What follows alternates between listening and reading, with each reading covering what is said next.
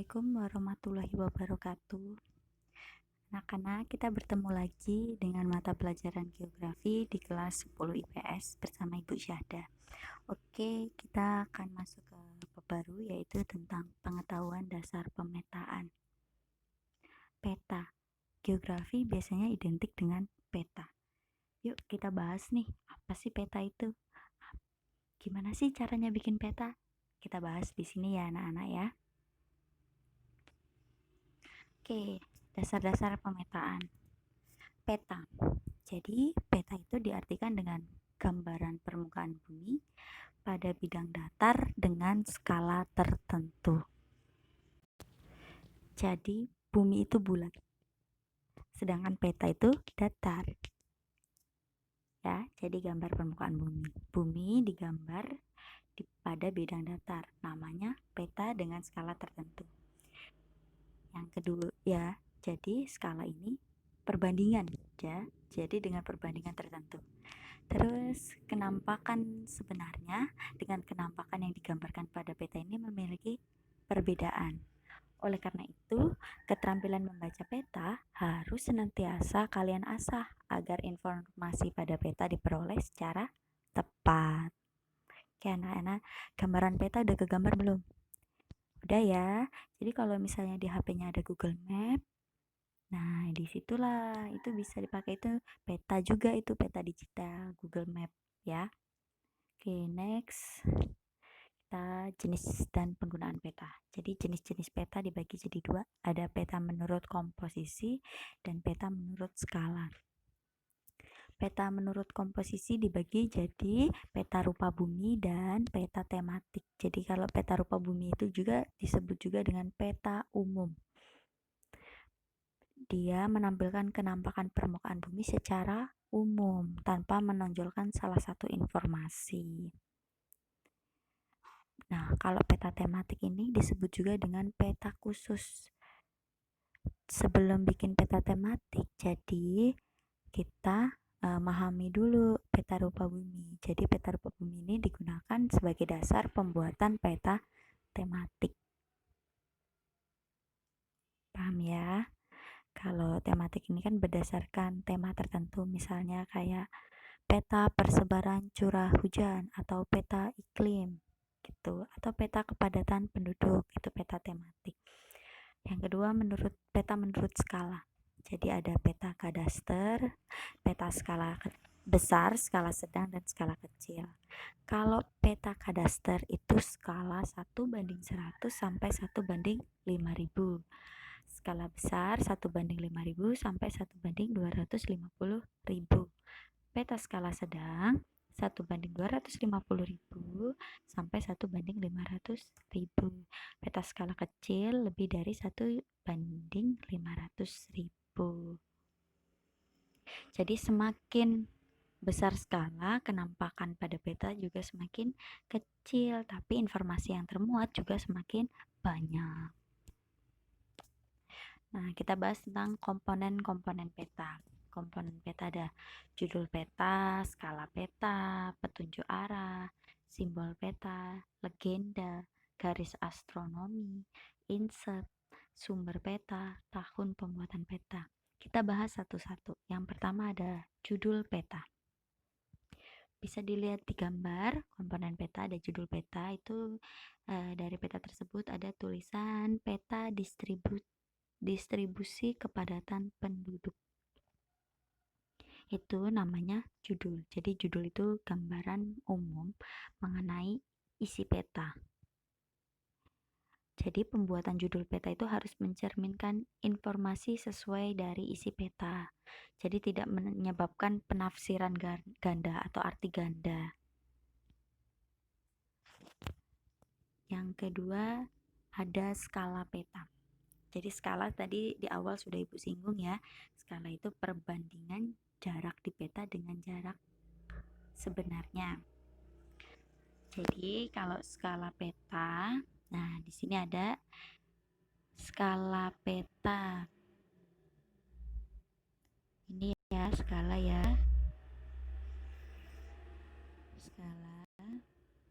Skala peta di situ skalanya skala grafis. Jadi skala itu dibagi jadi 3. Ada skala numerik, skala verbal, dan skala grafis. Kalau skala numerik itu tulisannya angka biasa, 1/1000 atau 1/20.000. Kalau skala verbal itu menggunakan kalimat. Jadi misalnya jarak setiap 1 cm pada peta mewakili 10 meter jarak sebenarnya di permukaan bumi. Sedangkan skala grafis seperti pada contoh di peta skala grafis ya. Yang ketiga ada petunjuk arah.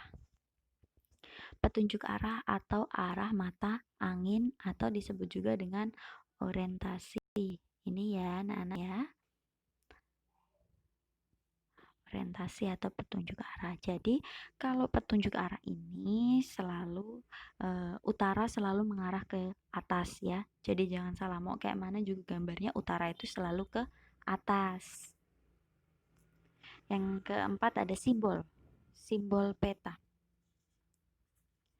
Simbol ini sebagai tanda yang mewakili kenampakan objek sebenarnya pada peta.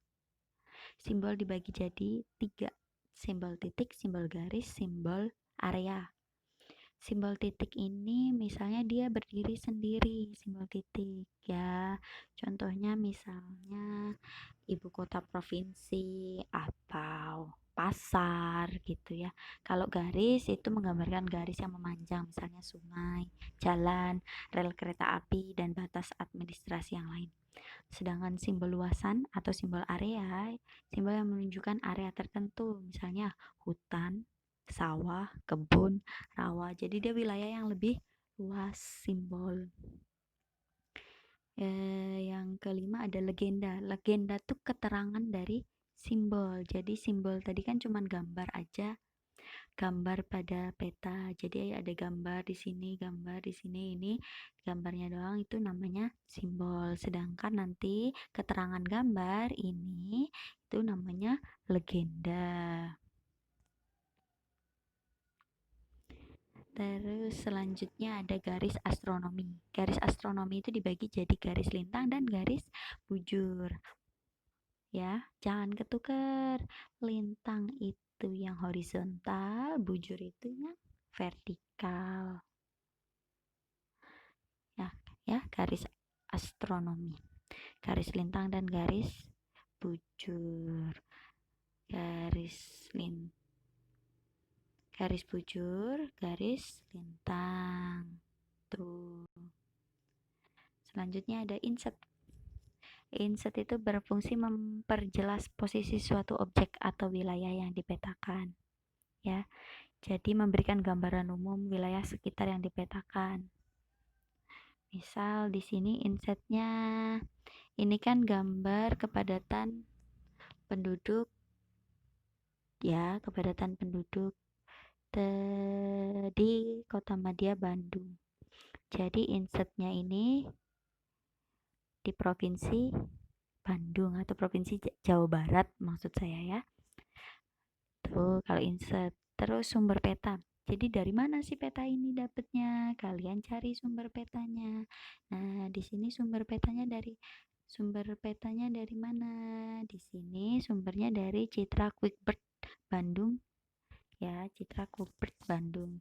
Yang terakhir ada tahun pembuatan peta. Tahun pembuatan peta. Ini tahunnya berapa? Tahun 2007 nih, 2007. Tahun pembuatan peta. Ya. Jadi selain dari 9 komponen ini ya, pembuatan peta itu masih ada lagi ya. Masih ada lagi nih, ada tipe huruf atau namanya lettering tipe huruf. Jadi ini juga huruf, semua angka dan huruf yang ada di peta itu namanya lettering. Itu juga termasuk dari komponen peta. Terus ada warna. Jadi di peta itu juga butuh warna. Itu juga salah satu komponen peta. Terus ada garis tepi ya. Garis tepi dari si peta ini ada garis tepinya. Itu juga komponen peta. Sampai sini paham ya komponen-komponennya? Sudah tergambar ya anak-anak ya? Oke. Sekarang kita bahas lebih lanjut untuk peta. Kita belajar tentang menghitung peta. Kenapa sih kalau buka atlas itu ada tulisan 1:2000? Kenapa? Nah, itu ada ukurannya, itu ada ketentuannya. Ya, untuk menghitung peta, yang pertama Ibu bahas tentang jika membandingkan suatu objek di peta tidak berskala dengan objek sama di permukaan bumi yang sudah diketahui. Contoh, di peta jarak dua kota itu 5 cm, sedangkan jarak kota yang sebenarnya itu 150 km. Berapa skala peta yang digunakan? Skala itu rumusnya jarak di peta dibagi jarak sebenarnya. Tapi disamakan dulu satuannya ya. Jarak di petanya berapa tadi? 5 cm. Sedangkan jarak sebenarnya jarak di peta ini 5 cm. Jarak sebenarnya ada 150 km. Jadi 5 cm per 150 km. Dirubah satuannya. 5 cm-nya tetap, 150 km dirubah menjadi cm. Ya. Ingat pelajaran SD menggunakan tangga berhitung. Ada kilometer sampai ke sentimeter. Ya, HM, dam, meter, sentimeter, milimeter. 10, 100, 1000, 10.000, 100.000 ya. Nih sentimeter. Ada 100.000. Jadi 150 km dikali 100.000 cm hasilnya 15 juta. Jadi 5 cm per 15 juta cm. Kita sederhanakan. 5 bagi 5 itu 1. Sedangkan 15 juta dibagi 5 itu 3 juta. Jadi skalanya 1:3 juta. Tuh, yang pertama. Oke, yang kedua menggunakan peta topografi dengan selisih ketinggian dua garis kontur disebut interval kontur atau kontur interval. Rumusnya yaitu CI sama dengan 1 per. Oh, maaf anak-anak, Ibu salah nulis ya. Ini 1/2000. 1/2000 ya. 1/2000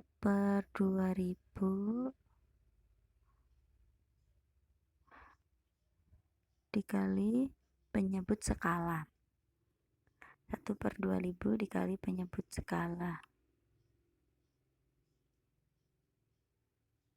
Contohnya, diketahui dari sebuah peta selisih garis antar kontur adalah 100 meter. Berapa skala peta? Masukkan ke rumus.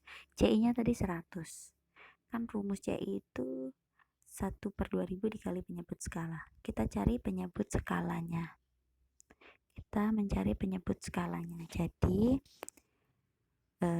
skala sama dengan CI dikali 2000. Kenapa bisa 2000? Jadi begini rumusnya.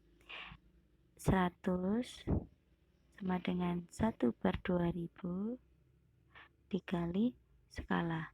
Skala sama dengan, kita pindah ruas ya. Pindah ruas menjadi 100 dikali 2000. 100 kali 2000 sama dengan 200.000. Jadi skalanya 1/200.000. Nih 1/200.000 ya anak-anak. Yang ketiga ada membandingkan peta tidak berskala dengan peta lain yang mencakup daerah sama dan memiliki skala. Rumusnya P2 sama dengan D1/D2 dikali P1. P1 itu penyebut skala peta yang diketahui skalanya. P2 penyebut skala yang akan dicari. D1 jarak pada peta yang sudah diketahui skalanya, D2 jarak pada peta yang dicari skalanya. Ibu ambil contoh begini gambarnya ya. Ada gambar A dan gambar B. Di gambar A ada D1, gambar B ada D2. D1-nya itu 3 cm, D2-nya itu 6 cm. P1 100.000, P2 yang kita cari. Masukkan ke rumus. P2 sama dengan D1 tadi berapa? 3. D2 berapa? 6. Jadi P2 sama dengan 3 per 6 dikali berapa P1-nya? 100.000. Jadi P2 sama dengan 3 per 6 dikali 100.000. Langsung sederhanakan bisa. Jadi 3 bagi 3 1, 6 bagi 3 2. Jadi 1 per 2 dikali 100.000 sama dengan 50.000. Atau bisa juga langsung dikalikan 3 kali 100 kan 300.000 dibagi 6 jadi 50.000. Jadi skala peta yang dicari itu 1:50.000. Yang terakhir, menggunakan selisih derajat lintang atau bujur.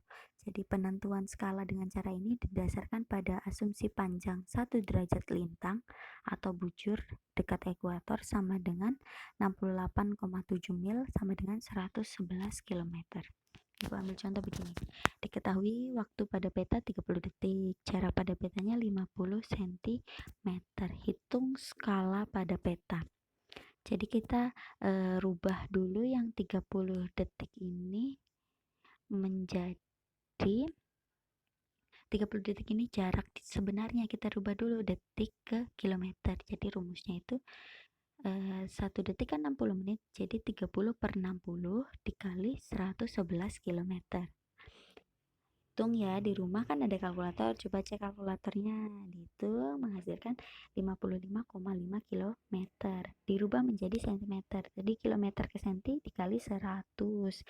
Jadi 55,5 dikali 100.000, hasilnya 5.550.000 cm.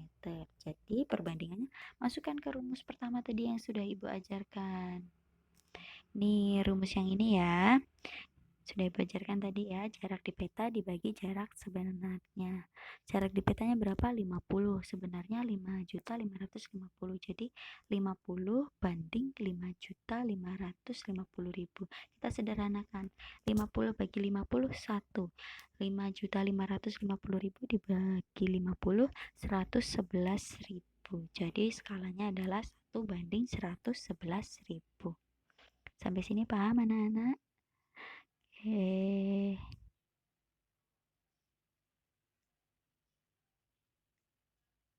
Oke, terima kasih Bu Akiri. Wassalamualaikum warahmatullahi wabarakatuh.